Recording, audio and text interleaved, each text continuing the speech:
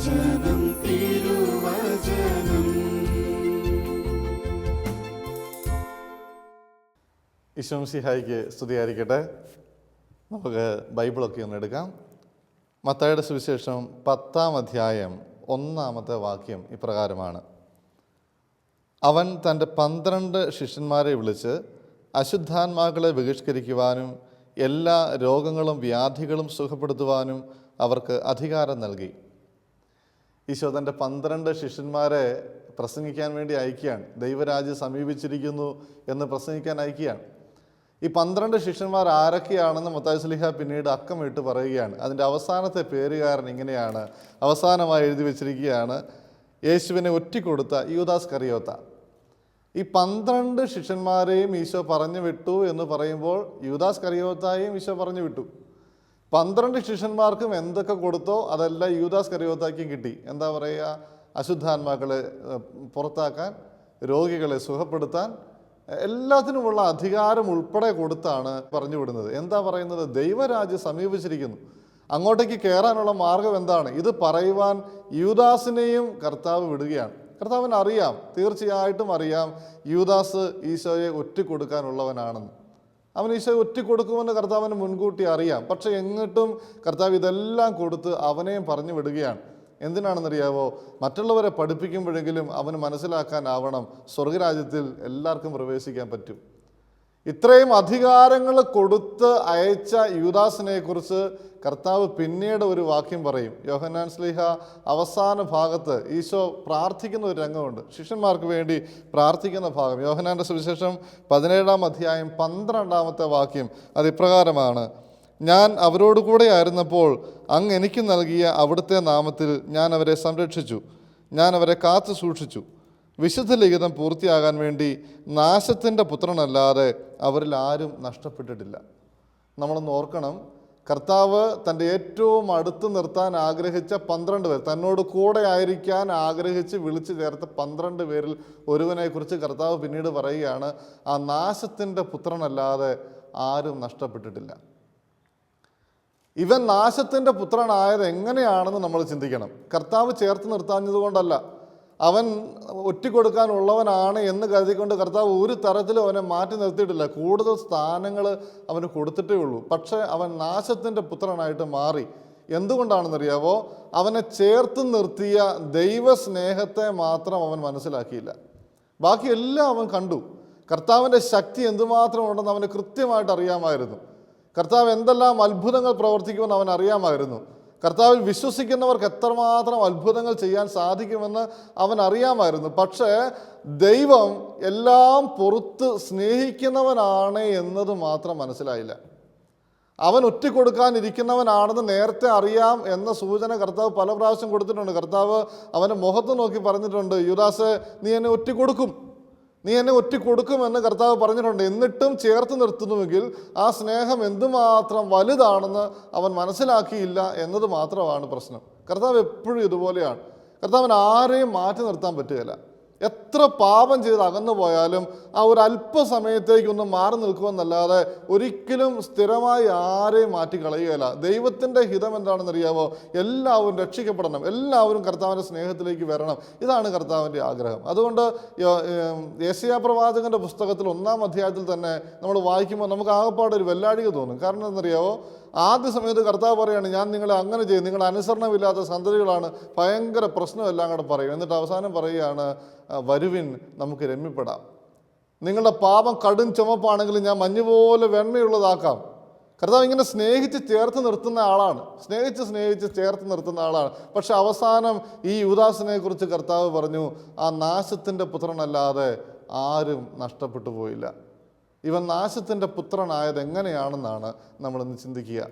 നാശത്തിൻ്റെ പുത്രനാകാനുള്ള കാരണം ഇതാണ്: ദൈവത്തിൻ്റെ സ്നേഹം അതെത്രമാത്രം വലുതാണെന്ന് കർത്താവിനെ കൂടെ കൊണ്ടു നടന്ന് കാണിച്ചു കൊടുത്തിട്ടും അവനത് മനസ്സിലായില്ല. എൻ്റെ പ്രിയപ്പെട്ടവരെ, യൂദാസ് അത് കണ്ട് മനസ്സിലാക്കിയിരുന്നുവെങ്കിൽ ഇന്ന് അനുതാപത്തിന് ഏറ്റവും വലിയ ഉദാഹരണമായി എല്ലാവരും പ്രസംഗിക്കപ്പെടേണ്ട ഒരു വ്യക്തിയായിരുന്നു അദ്ദേഹം. ഒറ്റിക്കൊടുത്തു, യൂദാസ് കർത്താവിനെ ഒറ്റിക്കൊടുത്തു എന്നതല്ല ഈ ലോകത്തിൽ ഉണ്ടായിട്ടുള്ള ഏറ്റവും വലിയ പാപം. അങ്ങനെ വലിയ പാപമൊന്നുമല്ല, അതൊരു സ്വാഭാവികമായിട്ട് അവൻ്റെ ചിന്താഗതിയിൽ സംഭവിച്ചു പോയൊരു തെറ്റ്, അതിനപ്പുറത്തേക്കൊന്നുമില്ല. പക്ഷേ അതിനേക്കാട്ടിലും വലിയൊരു തെറ്റ് ചെയ്ത ആളാണ് പത്രോസ്ലീഹ. പക്ഷെ പത്രോസ്ലീഹായെ ഇന്ന് അനുതാപത്തിൻ്റെ ഏറ്റവും വലിയ ശുശ്രൂഷകനായി എല്ലാവരും വാഴ്ത്തും. കർത്താവിൻ്റെ സ്നേഹം എന്തുമാത്രമുണ്ടെന്ന്, അവൻ ക്ഷമിക്കുന്ന സ്നേഹമുള്ളവനാണെന്ന്, അവൻ യോഗ്യത നോക്കാതെ സ്നേഹിക്കുന്നവനാണെന്ന് പത്രോസ് കണ്ട് മനസ്സിലാക്കി, യൂദാസ് കണ്ട് മനസ്സിലാക്കിയില്ല. ഇതാണ് ഇവർ തമ്മിലുണ്ടായ വ്യത്യാസം. യൂദാസ് നാശത്തിൻ്റെ പുത്രനായത് അവൻ്റെ പാപത്തിൻ്റെ ഗൗരവം കൊണ്ടല്ല, അവൻ ചെയ്തു കൂട്ടിയ പാപങ്ങളുടെ ഗൗരവം കൊണ്ടല്ല. അങ്ങനെ ഒരു പ്രശ്നമില്ല. എത്ര വലിയ പാപം ചെയ്താലും ദൈവസ്നേഹത്തോളം വരില്ല അതിൻ്റെ വില. കർത്താവ് എത്ര വലിയ ഉദാഹരണങ്ങൾ കാണിച്ചു കൊടുത്തിട്ടുണ്ട് അല്ലേ? എത്ര വലിയ ഉദാഹരണങ്ങൾ. പാവനിയായ സ്ത്രീ ജീവിതകാലം മുഴുവൻ വൃത്തികേട് കാണിച്ച് ജീവിച്ചവളാ. പക്ഷെ അവളുടെ ഒരൊറ്റ കരച്ചിൽ കർത്താവ് എല്ലാവരുടെയും മുമ്പിൽ വെച്ച് പറഞ്ഞു, ഇവളാണ് ഏറ്റവും വലിയ വിശുദ്ധ, ഏറ്റവും വലിയ വിശുദ്ധ ഇവളാണ്. ചുങ്കക്കാരൻ അവൻ്റെ വീട്ടിൽ പോയി കർത്താവ് ഭക്ഷണം കഴിച്ചിട്ട് പറഞ്ഞു, ഇവൻ്റെ വീട് രക്ഷപ്പെട്ടു. ഒരൊറ്റ സെക്കൻഡ് കൊണ്ട് ദൈവത്തിൻ്റെ സ്നേഹം എന്തുമാത്രമാണെന്ന് മനസ്സിലാക്കിയാൽ എല്ലാവരും തിരിച്ചു വരുന്നത് നമ്മൾ കാണുന്നുണ്ട്. പക്ഷേ യൂദാസിന് അതുമാത്രം കാണാൻ പറ്റിയില്ല. ദൈവം നമ്മളെയൊക്കെ ചേർത്ത് പിടിക്കുന്ന ആളാണെന്ന് നമ്മൾ ഓർക്കണം. യൂദാസിനെ കർത്താവ് ചേർത്ത് പിടിച്ചത് എന്തിനാണെന്നറിയാവോ? അവൻ്റെ മുമ്പിൽ ദൈവം ഇത്രമാത്രം സ്നേഹിക്കുന്നവനാണെന്ന്, ഇത്രമാത്രം ക്ഷമിക്കുന്നവനാണെന്ന്, ദൈവത്തിന് ക്ഷമിക്കാൻ പറ്റാത്ത ഒരു പാപവുമില്ല, ഒരു പ്രശ്നവുമില്ല എന്ന് അവൻ്റെ കൺമുമ്പിൽ കാണിച്ചു കൊടുക്കാൻ വേണ്ടിയിട്ടാണ്. ഒരു സെക്കൻഡ് പോലും അവനെ മാറ്റി നിർത്താതെ കർത്താവ് കൂടെ കൊണ്ടു നടന്നത്. ഒരെണ്ണം പോലും അവൻ മിസ്സാക്കിയിട്ടില്ല. എല്ലാം അവൻ കണ്ടിട്ടുണ്ട്. പക്ഷേ ഒന്നും അവൻ മനസ്സിലാക്കിയില്ല. അവൻ കണ്ടത് മുഴുവൻ കർത്താവിൻ്റെ ശക്തിയായിരുന്നു. കർത്താവ് അധികാരത്തോടെ വരുമെന്നുള്ളതായിരുന്നു അവൻ്റെ ചിന്ത മുഴുവൻ. അവൻ്റെ ശക്തി, അവൻ്റെ അത്ഭുതം, ഇതൊക്കെ മാത്രം കണ്ട് കണ്ണ് മഞ്ഞളിച്ച് പോയതുകൊണ്ട് അവൻ എന്തുമാത്രം ക്ഷമിക്കുന്നവനാണ്, എന്തുമാത്രം ചേർത്ത് പിടിക്കുന്നവനാണ് എന്ന് മനസ്സിലാക്കാൻ പറ്റാതെ പോയി. എൻ്റെ പ്രിയപ്പെട്ടവരെ, ഒരുപക്ഷെ നമ്മളെയും ഒക്കെ കർത്താവ് ഇതുപോലെ ചേർത്ത് പിടിക്കുന്നുണ്ട്. കുറച്ചുകൂടെ കൂടുതൽ ചേർത്ത് പിടിക്കുന്നുണ്ടാവാം. നമ്മൾ ചോദിക്കുന്നതൊക്കെ ചിലപ്പോൾ കർത്താവ് തരുന്നുണ്ടാവാം. നമ്മുടെ കൺമുമ്പിൽ കർത്താവ് ഒത്തിരിയേറെ മാനസാന്തരങ്ങൾ കാണിച്ചു തരുന്നുണ്ടാവാം. പക്ഷേ നമ്മൾ അത് കാണാതെ ദൈവത്തിൻ്റെ ശക്തി മാത്രം കണ്ടാൽ നാമും ഇതുപോലെ നാശത്തിൻ്റെ പുത്രനായിട്ട് മാറും. അങ്ങനെ ഒരു അവസ്ഥ നമുക്കുണ്ടാവരുത്. നമ്മൾ എപ്പോഴും കാണേണ്ടത് ദൈവത്തിൻ്റെ സ്നേഹത്തെയാണ്. അതാണ് കർത്താവ് കുരിശിൽ കാണിച്ചത്. ഇതിനേക്കാൾ വലിയ സ്നേഹമില്ല. കർത്താവ് കുരിശിൽ പിടഞ്ഞു മരിച്ചപ്പോൾ കർത്താവ് നമ്മളോട് പറയുന്നത് എൻ്റെ ആ പീഡാനുഭവം കണ്ട് നിങ്ങൾ ദുഃഖിക്കാനല്ല, മറിച്ച് കർത്താവ് പറയുന്നത് ഇതാണ്, സ്നേഹിതന് വേണ്ടി ജീവൻ ബലികഴിക്കുന്നതിനേക്കാൾ വലിയ സ്നേഹമില്ല. അതാ വീണ്ടും വീണ്ടും ആവർത്തിച്ച് പറയുന്നൊരു കാര്യമാണ്, ദൈവം സ്നേഹമാണ്, ദൈവം സ്നേഹമാണ്. ഇത് മാത്രമാണ് ദൈവം നൽകുന്ന സുവിശേഷം എന്ന് പറയുക. എൻ്റെ പ്രിയപ്പെട്ടവരെ, നമ്മളെ കർത്താവ് ചേർത്ത് പിടിക്കുന്നത് ഇങ്ങനെ ഇതൊക്കെ കാണാൻ വേണ്ടിയിട്ടാണ്. ദൈവം എന്തുമാത്രം സ്നേഹിക്കുന്നുണ്ടെന്ന് കാണാൻ വേണ്ടിയിട്ടാണ്. നീ യോഗ്യതയില്ലാതെ ചോദിക്കുന്നത് പോലും കർത്താവ് തരുന്നത് എന്തിനാണെന്നറിയാവോ? നീ ഇതിൻ്റെ യോഗ്യതയല്ല പ്രധാനപ്പെട്ടത്, അവൻ്റെ സ്നേഹമാണ് പ്രധാനപ്പെട്ടതെന്ന് കാണിച്ചു തരാനാ. നമുക്ക് എന്ത് യോഗ്യതയുണ്ടല്ലേ? യൂദാസിനെ പോലെ തന്നെ പലപ്പോഴും നമ്മൾ ഒരു യോഗ്യതയുമില്ല. കർത്താവിനോട് ചേർത്ത് നിർത്താനായിട്ട് യാതൊരു യോഗ്യതയും നമുക്കില്ല. പക്ഷേ ഒരുപക്ഷെ നമ്മൾ പ്രാർത്ഥിക്കുന്നതൊക്കെ കർത്താവ് തരും, ഒരുപക്ഷെ നമ്മൾ യാചിക്കുന്നതൊക്കെ കർത്താവ് തരും. നമ്മൾ തന്നെ എന്തുമാത്രം അനുഭവിക്കുന്നു, എന്തുമാത്രം കാര്യങ്ങൾ. അതുകൊണ്ട് നമ്മൾ ഓർക്കേണ്ട ഒരു കാര്യം ഇതാണ്, ദൈവം ആഗ്രഹിക്കുന്നത് അവൻ്റെ ശക്തി കാണാനല്ല, അവൻ്റെ അത്ഭുതങ്ങൾ കാണാനല്ല, മറിച്ച് അവൻ്റെ സ്നേഹം കണ്ട് മനസ്സിലാക്കാനാണ്. ദൈവത്തിൻ്റെ സ്നേഹം കണ്ട് മനസ്സിലാക്കുന്നില്ല എങ്കിൽ എൻ്റെ പ്രിയപ്പെട്ടവരെ, നമ്മളൊക്കെ നാശത്തിൻ്റെ പുത്രരായിട്ട് മാറും. അവസാനം നമ്മൾ നഷ്ടപ്പെട്ടു പോകും. യൂദാസിന് സംഭവിച്ചത് അതാണ്. യൂദാസ് കർത്താവിന് ഒറ്റിക്കൊടുത്തതുപോലും കർത്താവ് പീഡിപ്പിക്കപ്പെടണമെന്ന് ആഗ്രഹിച്ചിട്ടല്ല. അങ്ങനെ ആഗ്രഹിച്ചിട്ടായിരുന്നുവെങ്കിൽ അവൻ 30 വെള്ളിക്കാശ് മേടിച്ചുകൊണ്ട് അവൻ്റെ പാട്ടിന് പോയാൽ മതിയായിരുന്നു. അവൻ അവിടെ വെയിറ്റ് ചെയ്തത് എന്തിനാണെന്നറിയാവോ? ദൈവം അവൻ്റെ ശക്തി പ്രകടിപ്പിച്ച്, ഈശോ അവൻ്റെ ശക്തി പ്രകടിപ്പിച്ച് രക്ഷപ്പെട്ടു വരുന്നത് കാണാൻ വേണ്ടി നോക്കി നിന്നവനാ യൂദാസ്. പക്ഷെ യൂദാസ് കണ്ടത് കർത്താവ് പീഡ അനുഭവിക്കുന്നതാണ്. യൂദാസിൻ്റെ സമതരം തെറ്റി യൂദാസ് തിരിച്ചു എന്ന് പറയുന്നുണ്ട്, എൻ്റെ കർത്താവിനെ എനിക്ക് തിരിച്ചു തന്നാൽ മതി, എനിക്ക് ഈ പണമൊന്നും വേണ്ട, എനിക്ക് എൻ്റെ കർത്താവിനെ തിരിച്ചു തന്നാൽ മതി. യൂദാസിൻ്റെ മനസ്സ് അങ്ങനത്തെ മനസ്സായിരുന്നു. പക്ഷേ യൂദാസ് ചിന്തിച്ചത് ഇപ്രകാരമാണ്, ഞാൻ ചെയ്തു പോയത് വലിയ അപരാധമാണ്. കർത്താവ് എന്നോട് നേരിട്ട് പറഞ്ഞതാണ്, നീ എന്നെ ഒറ്റിക്കൊടുത്തു കഴിഞ്ഞാൽ എൻ്റെ അവസ്ഥ ഇന്നതാണെന്ന് എന്നോട് പറഞ്ഞു തന്നിട്ടും ഞാനത് മനസ്സിലാക്കാതെ എൻ്റെ ബുദ്ധി കൊണ്ട് പ്രവർത്തിച്ചവനാണ്. ആർക്കും എന്നോട് പൊറുക്കാൻ പറ്റില്ല, എൻ്റെ ഗുരുവിനും എന്നോട് പൊറുക്കാൻ പറ്റില്ല. അതുകൊണ്ട് അവൻ പോയി കെട്ടിഞ്ഞാന്ന് ചത്തു. ഇതാണ് ബൈബിൾ പറയുന്ന വാക്യം. അവൻ കെട്ടിഞ്ഞാന്ന് ചത്തു, അവിടുന്ന് കയറ് പൊട്ടി താഴെ വീണ് ഉദരം പിളർന്ന് മരിച്ചു. അങ്ങനെയാണ് ബൈബിൾ പറയുക. എൻ്റെ പ്രിയപ്പെട്ടവരെ, ഇങ്ങനത്തെ ഒരവസ്ഥ നമുക്കുണ്ടാവാതിരിക്കണമെങ്കിൽ ദൈവത്തിൻ്റെ സ്നേഹത്തെ കണ്ടറിയാൻ നമ്മൾ പഠിക്കണം. ഇന്ന് വിശുദ്ധ കുർബാനയിലൂടെ നമ്മുടെ മുമ്പിലേക്ക് വരുന്നത് എത്ര വലിയ സ്നേഹമാണെന്ന് നമ്മൾ മനസ്സിലാക്കുന്നില്ല എങ്കിൽ വിശുദ്ധ കുർബാനയിലേക്ക് നമ്മൾ പോകാൻ പറ്റുകയില്ല. വിശുദ്ധ കുർബാന സ്വീകരിക്കുന്നില്ല എങ്കിൽ നമ്മൾ ഒരിക്കലും സ്വർഗത്തിൽ എത്തുകയില്ല. അത് കർത്താവ് തന്നെ പറയുന്ന കാര്യമാണ്. അപ്പോൾ അതുകൊണ്ട് ദൈവത്തിൻ്റെ സ്നേഹമാണ് ഇതെന്ന് നമുക്ക് മനസ്സിലാക്കാനായിട്ട് വരണം. ഒരു പാട്ടുണ്ടല്ലോ, വലിയൊരു ഒരു ഒരു സ്നേഹത്തിൻ്റെ പാട്ടുണ്ടല്ലോ, സ്നേഹിച്ച് സ്നേഹിച്ച് കൊതി തീരാതെ കാത്തിരിപ്പു നാഥൻ തിരുവോസ്തിയിൽ. മരണത്തോളം സ്നേഹിച്ചിട്ടും കൊതി തീരാഞ്ഞിട്ട് നമ്മളെ വീണ്ടും സ്നേഹിക്കുന്ന ഒരു ദൈവമുണ്ട്. നിന്നെ മാറ്റി നിർത്താത്ത ഒരു ദൈവം. നീ പാപം ചെയ്തുവെങ്കിൽ നിന്നെ ഉപേക്ഷിച്ച് പോകാൻ പറ്റുന്നത് മനുഷ്യൻ്റെ സ്നേഹമാണെങ്കിൽ ഒരിക്കലും നിന്നെ വിട്ടുകളയാതെ പിന്നെയും തിരിച്ചു പിടിക്കാൻ ആഗ്രഹിക്കുന്ന ഒരു സ്നേഹമുണ്ട്. ആ സ്നേഹമാണ് ദൈവത്തിൻ്റെ സ്നേഹം എന്ന് പറയുക. അത് മനസ്സിലാക്കാൻ പറ്റണം. അതുകൊണ്ട് നമ്മുടെ ധ്യാനം, നമ്മളുടെ ചിന്ത എപ്പോഴും ഇതായിരിക്കണം, ദൈവസ്നേഹത്തെക്കുറിച്ചുള്ള ചിന്തയായിരിക്കണം. ദൈവം ശിക്ഷിക്കുന്ന ഒരു ദൈവമാണ്, നീതിമാനായ വിധിയാളനാണ്, ഒക്കെ ശരിയാണ്. പക്ഷെ അത് നിൻ്റെ മരണശേഷമാണ്. മരണശേഷം അവൻ നീതിമാനായി വിധിയാളനാണ്. പിന്നെ നിനക്ക് ആ നീതിപീഠത്തിൻ്റെ മുമ്പിൽ നിൽക്കാതിരിക്കാൻ പറ്റില്ല. പക്ഷേ അതിനു മുമ്പ് നിന്നെ ചേർത്ത് പിടിക്കാൻ ആഗ്രഹിക്കുന്ന ഒരു ദൈവസ്നേഹമുണ്ട്. നീ അനുദപിച്ചാൽ നിന്നെ തിരിച്ചു പിടിക്കാൻ ആഗ്രഹിക്കുന്ന ദൈവസ്നേഹം. യുദാസിൻ്റെ മുമ്പിൽ വെച്ച് കർത്താവ് ധൂർത്തപുത്രൻ്റെ ഉപമ പറയുന്നതും ഇതവനെ മനസ്സിലാക്കിക്കാനായിട്ടാണ്. നീ എത്ര വലിയ തെറ്റ് ചെയ്താലും, എന്തെല്ലാം ധൂർത്തടിച്ച് കളഞ്ഞാലും, എന്തെല്ലാം നശിപ്പിച്ചാലും നിന്നെ ഞാൻ വീണ്ടും സ്നേഹിക്കുന്നുണ്ട്. ഒരപ്പനെ പോലെ നിന്നെ കാത്തിരിക്കുന്നുണ്ട്, നിന്നെ തിരിച്ചു പിടിക്കാൻ ഞാൻ ആഗ്രഹിക്കുന്നുണ്ട് എന്ന് പറയുന്ന ഒരു സ്നേഹം. ആ സ്നേഹം നിൻ്റെ മുമ്പിൽ എടുത്തു വെക്കാനായിട്ടാണ് ഈ ഒരു ഉപമ കൂടി കർത്താവ് പറയുക. ധൂർത്തപുത്രൻ്റെ ഉപമ, ധൂർത്തമായി സ്നേഹിക്കുന്ന ഒരപ്പൻ്റെ ഉപമ. നമ്മളിത് മനസ്സിലാക്കാതെ പോകരുത് എൻ്റെ പ്രിയമുള്ളവരെ. ഈ യെശയ്യാ പ്രവാചകനിലൂടെ കർത്താവിൻ്റെ ഒരു വലിയ വികാരമാണ് എടുത്ത് വാ നമുക്ക് രമ്യപ്പെടാം, വാ നമുക്ക് രമ്യപ്പെടാം. അതുകൊണ്ട് പാപം ചെയ്തവരെ പോലും അകറ്റി നിർത്താത്ത ഒരു സ്നേഹമുണ്ട്. എത്ര വലിയ തെറ്റ് ചെയ്താലും മാറ്റി നിർത്താത്ത ഒരു സ്നേഹമുണ്ട്. നമ്മുടെയൊക്കെ ഏറ്റവും വലിയ പ്രതീക്ഷ അതാ. നമുക്ക് കർത്താവിൻ്റെ മുമ്പിൽ നിൽക്കാനുള്ള എന്ത് യോഗ്യതയുള്ളത്? ഒരു യോഗ്യതയും ഇല്ലെങ്കിലും കർത്താവ് നമ്മളെ വീണ്ടും വീണ്ടും സ്നേഹിക്കുന്നുണ്ട്. തിരിച്ചു വന്നാൽ ഒന്ന് തിരിഞ്ഞു നോക്കിയാൽ നിന്നെ ഓടി വന്ന് കെട്ടിപ്പിടിക്കാൻ തയ്യാറായി നിൽക്കുന്ന ഒരു ദൈവസ്നേഹം. അതിനേക്കാൾ വലിയൊരു ആശ്വാസം നമുക്ക് എന്താ ഉള്ളത്? നമുക്ക് തെറ്റുപറ്റാം, ഒത്തിരിയേറെ പാപങ്ങൾ നമ്മൾ ചെയ്തു പോകാം, നമ്മുടെ അറിവില്ലായ്മ കൊണ്ട്, ചിലപ്പോൾ അറിഞ്ഞുകൊണ്ട് തന്നെ നമ്മൾ വലിയ പാപങ്ങളൊക്കെ ചെയ്തു പോകാം. പക്ഷെ എത്ര വലിയ പാപം ചെയ്താലും നിന്നെ തിരിച്ചു പിടിക്കാൻ ഒരു ദൈവം ആഗ്രഹിക്കുന്നുണ്ട്. സ്നേഹത്തിൽ നിന്നെ ചേർത്ത് നിർത്താൻ ഒരു ദൈവം ആഗ്രഹിക്കുന്നുണ്ട്. നിനക്ക് വേണ്ടി മരിച്ച ഒരു ദൈവമുണ്ട്. ആ ദൈവത്തിൻ്റെ സ്നേഹത്തിലേക്കാണ് നീ അട്രാക്റ്റഡ് ആകേണ്ടത്. നീ ചേർന്ന് നിൽക്കേണ്ടത് ആ സ്നേഹത്തിലേക്കാണ്. അവിടെ നിനക്ക് സ്നേഹത്തിലേക്ക് ചേർന്ന് നിൽക്കാൻ പറ്റാതെ നീ എന്തെല്ലാം വിശ്വസിച്ചാലും, എന്തെല്ലാം കാര്യങ്ങൾ ചെയ്താലും അതൊന്നും നിന്റെ രക്ഷയ്ക്ക് കാരണമാവില്ല. നീ ആയിത്തീരുന്നത് എന്താണെന്നറിയാവോ? നാശത്തിൻ്റെ പുത്രൻ. അങ്ങനെ ഒരു അവസ്ഥ നമ്മുടെ ജീവിതത്തിൽ ഉണ്ടാവാൻ ഇടവരുത്തരുത്. തമ്പുരാൻ നമ്മളെ ചേർത്ത് പിടിക്കുന്നത്, ഒത്തിരിയേറെ ചേർത്ത് പിടിച്ച ആളാണ് ഈ പറയുന്ന യുദാസ് എന്ന് പറയുന്ന ആൾ. എല്ലാ കാര്യങ്ങളും കണ്ടിട്ടുണ്ടവൻ. കർത്താവിൻ്റെ ജീവിതത്തിൽ സംഭവിച്ചിട്ടുള്ള മുഴുവൻ കാര്യങ്ങളും കണ്ടിട്ടുണ്ട്. എന്തെല്ലാം അത്ഭുതങ്ങൾ അവൻ ചെയ്തിട്ടുണ്ട്. അതാണ് നമുക്ക് അറിയേണ്ട ഒരു കാര്യം. നമ്മൾ എന്തെല്ലാം അത്ഭുതങ്ങൾ കർത്താവിൻ്റെ നാമത്തിൽ അവൻ ചെയ്തിട്ടുണ്ട്. പക്ഷെ എന്നിട്ട് പോലും അവൻ രക്ഷപ്പെട്ടിട്ടില്ല. എന്നിട്ട് പോലും രക്ഷപ്പെടാൻ അവൻ ആവാതെ പോയി. അതാണ് അതിൻ്റെ പ്രത്യേകത.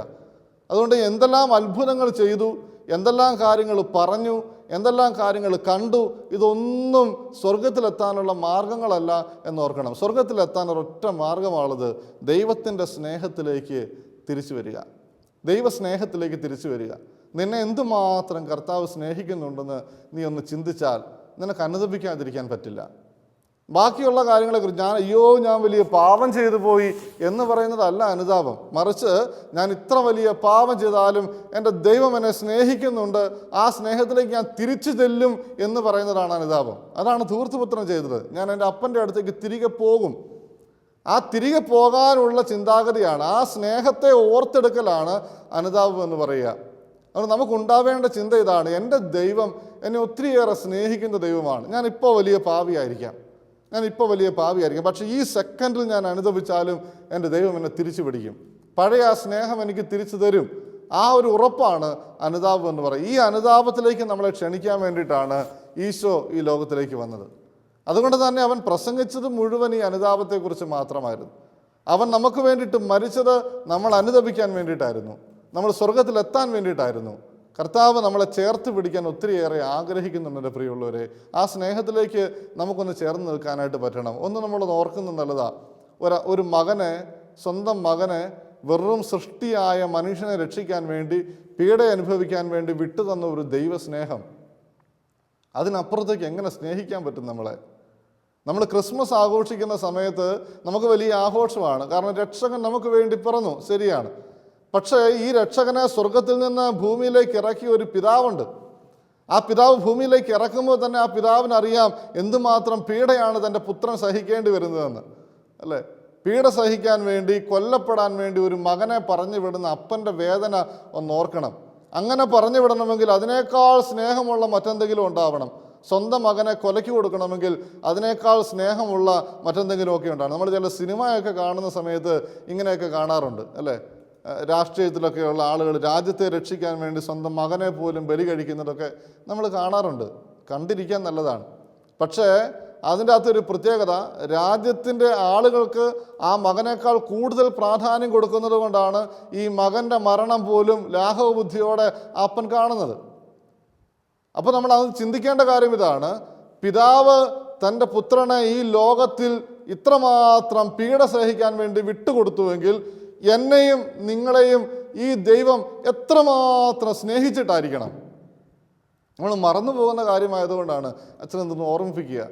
നമ്മൾ പലപ്പോഴും ക്രിസ്മസ് ആഘോഷിക്കുമ്പോഴും ഒക്കെ ഈ പിതാവിൻ്റെ ഒരു മനോഭാവം നമ്മൾ കാണുന്നില്ല. നമ്മൾ പീഡാനുഭവ വാരം ആഘോഷിക്കുന്ന സമയത്തും കർത്താവിശ്വംസിഹ പീഡ സഹിച്ചതിനെക്കുറിച്ച് നമ്മൾ ചിന്തിക്കുന്നുണ്ട്. പക്ഷെ ഒരപ്പൻ അപ്പുറത്ത് നിന്നുകൊണ്ട് പ്രതികരിക്കാനാവുമായിരുന്ന ഒരപ്പൻ അപ്പുറത്ത് പ്രതികരിക്കാതെ നിന്നുകൊണ്ട് സഹിച്ച വേദന അത് മനസ്സിലാക്കണം. അതെന്തുകൊണ്ടാണ് എന്ന് ചോദിച്ചാൽ വേറെ ഒരു കാരണവുമില്ല. എനിക്ക് വേണ്ടി, എന്നെ രക്ഷിക്കാൻ വേണ്ടി, ഈ സ്വന്തം പുത്രൻ്റെ പീഡാനുഭവത്തെക്കാൾ കൂടുതലായി, അവനെ രക്ഷിക്കുന്നതിനേക്കാൾ കൂടുതലായി ഈ അപ്പൻ എന്നെ സ്നേഹിച്ചു എന്നതുകൊണ്ട്. അതല്ല എങ്കിൽ ഈ ലോകത്തിൽ മനുഷ്യൻ കർത്താവിനെ പീഡിപ്പിച്ചപ്പോൾ, ഈശോയെ പീഡിപ്പിച്ചപ്പോൾ വലിയ സൈന്യം സ്വർഗത്തിൽ നിന്നിറങ്ങി അവരെ മുഴുവൻ കീഴ്പ്പെടുത്താമായിരുന്നു. നിസ്സാര കാര്യമേ ഉള്ളൂ. പക്ഷെ അത് പ്രതികരിക്കാതെ ഈ ലോകത്തിൽ അവൻ ഇത്രമാത്രം പീഡ സഹിച്ചത്, ആ പീഡ സഹിക്കാൻ വേണ്ടി പിതാവായ ദൈവം അനുവദിച്ചത്, എൻ്റെ പ്രിയപ്പെട്ടവരെ, എന്നെയും നിങ്ങളെയും അത്രമാത്രം സ്നേഹിക്കുന്നത് കൊണ്ടാണ്. ഒരക്ഷരം പോലും മറുത്തു പറയാതെ ഈ ലോകത്തിൻ്റെ കഷ്ടപ്പാടുകൾ മുഴുവൻ അനുഭവിച്ച് ജീവിച്ച് മരിച്ച ഒരു ദൈവം, നിനക്ക് വേണ്ടി സ്വർഗം തുറന്നു തരാൻ വീണ്ടും ഉയർത്തെഴുന്നേറ്റ ഒരു ദൈവം, ഒരിക്കലും മരണമില്ലാത്ത, ഒരിക്കലും ഉത്ഭവമില്ലാത്ത ഒരു ദൈവം ഈ ലോകത്തിൽ വന്ന് ജനിച്ച് ഈ ലോകത്തിൽ വെച്ച് മരിച്ചു കാണിച്ചു. എന്തിനാണെന്നറിയാവോ? നിന്നെ ഞാൻ എന്തുമാത്രം സ്നേഹിക്കുന്നുണ്ട് എന്ന് പറയാൻ വേണ്ടി മാത്രം, വേറെ ഒന്നിനുമല്ല. എന്തുമാത്രം സ്നേഹിക്കുന്നുണ്ടെന്ന് പറയാൻ വേണ്ടി മാത്രം. എൻ്റെ പ്രിയപ്പെട്ടവരെ, ആരെയും മാറ്റി നിർത്താത്ത ഒരു സ്നേഹമുണ്ട്. മനുഷ്യന് ചിന്തിക്കാൻ പോലും പറ്റാത്ത ഒരു സ്നേഹം. നമ്മളൊക്കെ സ്നേഹിക്കും, എല്ലാവരെയും സ്നേഹിക്കും. ഒരു പ്രാവശ്യം നമ്മളോട് തെറ്റ് ചെയ്താലും നമ്മൾ പുറത്ത് സ്നേഹിക്കും. അത് പല പ്രാവശ്യം ആവർത്തിച്ചാലോ നമ്മളത് നിർത്തിക്കളയും. പക്ഷെ ദൈവത്തിന് അങ്ങനെ തന്നെ മാറ്റി നിർത്താനാവില്ല. ഇസ്രായേൽ ജനം നടന്നു പോകുന്ന വഴിയിൽ എത്ര പ്രാവശ്യമാണ് ദൈവവുമായിട്ട് തെന്നിപ്പിരിയുന്നത്, എത്ര പ്രാവശ്യം. പക്ഷെ ഓരോ പ്രാവശ്യം തെന്നിപ്പിരിയുമ്പോഴും കർത്താവ് പ്രവാചകന്മാരിലൂടെ വീണ്ടും പറഞ്ഞ് അവരെ മാനസാന്തരത്തിലേക്ക് ചേർത്ത് പിടിക്കും. വീണ്ടും അവർ തൻ്റെ തന്നെ ജനമാണെന്ന് പറയും. കർത്താവ് ഒരു സമയത്ത് പറയും, നിങ്ങളെൻ്റെ ജനമല്ല, കാരണം നിങ്ങൾ അനുസരണയില്ലാത്ത തലമുറയാണെന്ന് പറയുന്നുവെങ്കിൽ തൊട്ടടുത്ത നിമിഷം കർത്താവ് പറയും, ഞാനിതാ നിങ്ങളുടെ ദൈവമാണ്, ഞാൻ നിങ്ങളുടെ ദൈവമാണ്, നിങ്ങളെൻ്റെ സ്വന്തം ജനമാണ്, നിങ്ങളെൻ്റെ മക്കളാണ് എന്നൊക്കെ കർത്താവ് പറയും. ഒരിക്കലും നിന്നെ മാറ്റി നിർത്തില്ല. എത്ര വലിയ തെറ്റ് ചെയ്താലും നിന്നെ മാറ്റി നിർത്താനാവില്ല ആ ദൈവത്തിന്. കാരണം ആ ദൈവം സ്നേഹമാണ്. ആ ദൈവം എന്തുമാത്രം വേണേലും എളിമപ്പെടും ആ സ്നേഹത്തിൻ്റെ പേരിൽ. അതുകൊണ്ട് മാത്രമാണ് ഇത്രമാത്രം നിന്നെ സ്നേഹിക്കാൻ വേണ്ടി ഇത്രമാത്രം കഷ്ടപ്പാടുകൾ അവൻ സഹിച്ചത്. അച്ഛനിപ്പോൾ ഭക്ഷണം കഴിച്ച് കഴിയുമ്പോൾ, ഒരു പക്ഷേ അച്ഛൻ്റെ ഇടവക പള്ളിയിൽ ഇരുന്ന് ഭക്ഷണം കഴിക്കുകയാണെങ്കിൽ ആളുകൾ ഓടി വന്ന് അച്ഛൻ്റെ പാത്രം എടുത്തുകൊണ്ട് പോകും കഴുകാൻ. എൻ്റെ കൈക്ക് കുഴപ്പമൊന്നും ഉണ്ടായിട്ടല്ല, പക്ഷേ അച്ഛനോടുള്ള സ്നേഹത്തെ പ്രതി അവരത് എടുത്തുകൊണ്ട് പോകും. അവർക്കതൊരു ഭാരമല്ല. എനിക്ക് വേണ്ടി അങ്ങനെ ഒരു കാര്യം ചെയ്യുന്നത് അവർക്ക് ഒരിക്കലും ഒരു ഭാരമല്ല. അല്ലെങ്കിൽ വീട്ടിൽ ഭർത്താവ് ഭക്ഷണം കഴിച്ചുകൊണ്ടിരിക്കുമ്പോൾ ഭാര്യ വന്ന് ആ പാത്രം എടുത്തുകൊണ്ട് പോകും. ഭർത്താവിന് കഴുകി വെച്ചിട്ട് പ്രശ്നമൊന്നും ഉണ്ടായിട്ടൊന്നുമല്ല. അദ്ദേഹത്തോടുള്ള സ്നേഹത്തിൻ്റെ പ്രകടനമാണ്. അതൊരു ഭാരമായിട്ട് അവർ കാണാറില്ല. പക്ഷേ എൻ്റെ പ്രിയമുള്ളവരെ, ഇത്രമാത്രം കർത്താവ് ഈ ലോകത്തിലേക്ക് വന്നപ്പോൾ അവനൊരു ഭാരമായിട്ടൊന്നും നിൻ്റെ മുമ്പിൽ അവതരിപ്പിക്കാൻ എൻ്റെ കാരണം എന്താണെന്നറിയാവോ? നിന്നെ അവൻ അത്രമാത്രം സ്നേഹിക്കുന്നുണ്ട് എന്നുള്ളത് കൊണ്ടാണ്. നിനക്ക് വേണ്ടി അവൻ കാത്തിരിക്കുന്നത് എന്തിനാണെന്നറിയാവോ? നീ എന്നെങ്കിലുമൊക്കെ തിരിച്ചു വരുമെന്നുള്ള പ്രതീക്ഷയോടെയാണ്. ദൈവം പോലും വിചാരിച്ചാൽ മാനസാന്തരപ്പെടാത്തവരുണ്ടോ? ദൈവം വിചാരിച്ചാൽ സാധിക്കാത്ത കാര്യമുണ്ടോ? ഉണ്ട്. ദൈവം പോലും വിചാരിച്ചാൽ നടക്കാത്ത കാര്യങ്ങളുണ്ട്. നമ്മൾ കളിയാക്കിയാണെങ്കിലും ചിലപ്പോഴൊക്കെ പറയാറില്ലേ, എന്നോട് ഇത് ദൈവം പറഞ്ഞാലും ഞാനത് ചെയ്യാതിരിക്കുകയില്ല എന്ന് പറയാം. ദൈവം തമ്പുരാൻ സ്വർഗത്തിൽ നിന്ന് വന്ന് പറഞ്ഞാലും എൻ്റെ തീരുമാനത്തിൽ മാറ്റമില്ല എന്നൊക്കെ നമ്മൾ പറയാറില്ലേ. കളിയൊന്നുമല്ലത്. ഞാൻ വിചാരിച്ചാൽ ദൈവത്തിൻ്റെ തീരുമാനം ഇവിടെ നടക്കുകയില്ല. അതുകൊണ്ട് ആ സ്വർഗസ്ഥനായ ഞങ്ങളുടെ പിതാവേ എന്നുള്ള പ്രാർത്ഥന കർത്താവ് പഠിപ്പിച്ചപ്പോൾ അവിടുത്തെ ഹിതം ഇവിടെ നിറവേറണമെന്ന് നമ്മൾ പ്രാർത്ഥിക്കാൻ പഠിപ്പിച്ചത്. കാരണം മനുഷ്യൻ അനുവദിക്കാതെ ഒന്നും സംഭവിക്കുകയില്ല. മനുഷ്യൻ അനുവദിക്കാതെ തമ്പുരാന് നിന്നെ തിരിച്ചു പിടിക്കാൻ പോലും പറ്റില്ല. മനുഷ്യൻ സമ്മതിക്കാതെ മനുഷ്യന് മാനസാന്തരത്തിലേക്ക് വരാൻ പറ്റില്ല. മനുഷ്യൻ ദൈവസ്നേഹം അറിഞ്ഞെങ്കിലേ അവൻ മാനസാന്തരപ്പെടുകയുള്ളൂ. ആരുടെ പ്രസംഗം കൊണ്ട് അവൻ മാനസാന്തരപ്പെടില്ല. ദൈവസ്നേഹം അവൻ അറിയണം.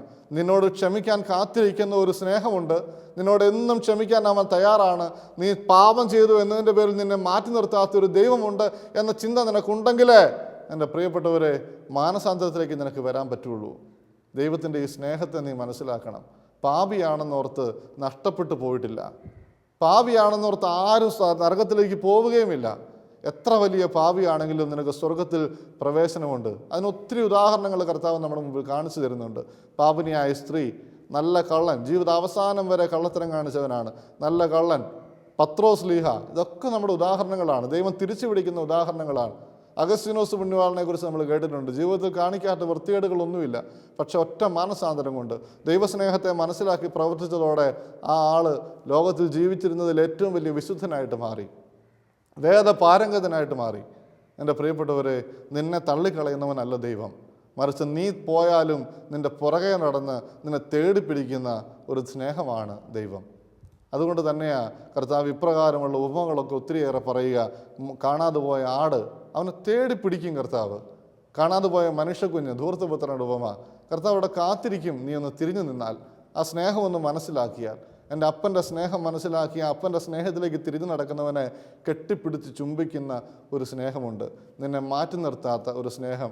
യുദാസിനെ പോലും തിരിച്ചു പിടിക്കാൻ വേണ്ടി 3 കൊല്ലക്കാലം അവനെ കൂടെ കൊണ്ടു നടന്ന് പഠിപ്പിച്ച ഒരു സ്നേഹം. 3 കൊല്ലക്കാലം അവൻ ചെയ്യാൻ പോകുന്ന പ്രവൃത്തിയുടെ വലിയ പ്രശ്നം എന്താണെന്നും അതുപോലും ക്ഷമിക്കാൻ ഞാൻ തയ്യാറാണെന്നും അവനെ പഠിപ്പിക്കാൻ വേണ്ടി ഒത്തിരി ഉദാഹരണങ്ങൾ കാണിച്ചു കൊടുത്ത ഒരു സ്നേഹം. ആ സ്നേഹം നമ്മൾ മനസ്സിലാക്കാതെ പോയാൽ നാമും നാശത്തിൻ്റെ സന്തതികളായിട്ട് മാറും. നരകത്തിലേക്ക് പോകാൻ ഇടയാവും. നമുക്കൊന്ന് കണ്ണുകൾ അടയ്ക്കാം. നല്ല തമ്പുരാനായ ഈശോയെ, എന്നെ നീ എത്രമാത്രം സ്നേഹിക്കുന്നുണ്ട് എന്ന് നീ എനിക്കൊന്ന് മനസ്സിലാക്കി തരണേ. ഞാൻ ആഗ്രഹിക്കുന്നുണ്ട് നിൻ്റെ സ്നേഹമൊന്ന് മനസ്സിലാക്കാൻ. എൻ്റെ ചിന്തകൾ കൊണ്ട്, എൻ്റെ ബുദ്ധി കൊണ്ട് മനസ്സിലാക്കാൻ പറ്റുന്ന ഒന്നല്ല നിൻ്റെ സ്നേഹം. കാരണം മനുഷ്യന് സ്നേഹിക്കാൻ പറ്റുന്നതിനൊക്കെ ഒരു പരിധിയുണ്ട്. അതിനൊക്കെ അപ്പുറം നിൽക്കുന്ന, എത്ര പ്രാവശ്യം നിന്നെ തള്ളിപ്പറഞ്ഞാലും എത്ര പ്രാവശ്യം നിന്നെ ഉപദ്രവിച്ചാലും തിരിച്ചു പിടിക്കാൻ ആഗ്രഹിക്കുന്ന ഒരു സ്നേഹമാണ് നീ എന്ന് ഞാൻ മനസ്സിലാക്കുന്നു. എന്നെ നീ ചേർത്ത് പിടിക്കണേ എന്ന് പ്രാർത്ഥിക്കുന്നു. നമുക്ക് ആഗ്രഹിക്കാം കർത്താവിൻ്റെ സ്നേഹത്തിലേക്ക് ചേർന്ന് നിൽക്കാൻ. കർത്താവ് ഏറ്റവും കൂടുതൽ ആഗ്രഹിക്കുന്നതും ഇത് തന്നെയാണ്. പത്രോസ് ലീഹായോട് കർത്താവ് ചോദിക്കുന്ന ഒരു ചോദ്യം നമ്മളുടെ മനസ്സിൽ മുഴങ്ങട്ടെ. എല്ലാത്തിനേക്കാൾ ഉപരിയായി നീ എന്നെ സ്നേഹിക്കുന്നുണ്ടോ? എല്ലാത്തിനേക്കാൾ ഉപരിയായി നീ എന്നെ സ്നേഹിക്കുന്നുണ്ടോ? നീ എന്നെ സ്നേഹിക്കുന്നുണ്ടോ എന്ന ചോദ്യം കർത്താവ് നമ്മളോട് ചോദിക്കുന്നത് നീ എൻ്റെ സ്നേഹം മനസ്സിലാക്കുന്നുണ്ടോ എന്നുകൂടിയാണ്. എത്രമാത്രം നമ്മളെ സ്നേഹിക്കുന്ന കർത്താവിനെ തിരിച്ച് നമുക്ക് സ്നേഹിക്കാനായിട്ട് സാധിക്കട്ടെ. നല്ല തമ്പുരാനെ, എന്നെ നിൻ്റെ സ്നേഹത്തിലേക്ക് കൂടുതൽ അടുപ്പിക്കണമേ. ഈശോ മിശിഹായ്ക്ക് സ്തുതിയായിരിക്കട്ടെ.